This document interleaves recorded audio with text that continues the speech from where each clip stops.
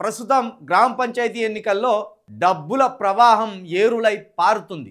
1000 ఓటర్లు ఉన్న దగ్గర, 2000 ఓటర్లు ఉన్న దగ్గర 10 లక్షలు ఇస్తాం, 10 లక్షలు పెడతాం అంటే నువ్వే సర్పంచ్, 20 లక్షలు పెడతాం అంటే నువ్వే సర్పంచ్, 50 లక్షలు పెడతాం అంటే ఇక నీకు తిరుగులేదురా.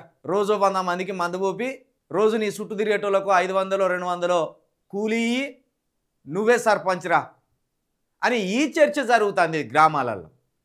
ఇది ఎట్టి పరిస్థితుల్లో మంచి చర్చ కాదు. డబ్బులు ఉన్నోన్ని గెలిపించడం, మందు పోసేటోన్ని గెలిపించడం, చుట్టూ మంది తిప్పుకునేటోన్ని గెలిపించడం అనేది ఇది మంచి సాంప్రదాయం కాదు.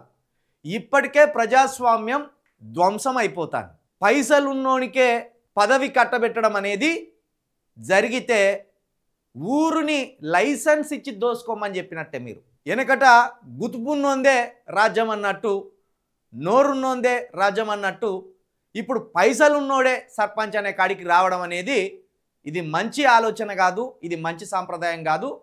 ఇది ఊరు మొత్తం కలిసి మా ఊరిని దోచుకో అని ఓ రకంగా పైసలు ఉన్నోనికి లైసెన్స్ ఇచ్చినట్టు. కాబట్టి నేను మరొకసారి చెప్తున్నా, మీరు గ్రామంలోని సమస్యలను పరిష్కరించే దిశగా ఆలోచన, విద్య, విజ్ఞానం ఉన్న వాళ్ళని గెలిపిస్తే బాగుంటుంది. కాబట్టి గ్రామంలోని యువత ఆలోచించాలి. ముఖ్యంగా ఇక మన అమ్మలు నాన్నలు అంటే వాళ్ళు ఆలోచించే పరిస్థితిలో లేరు.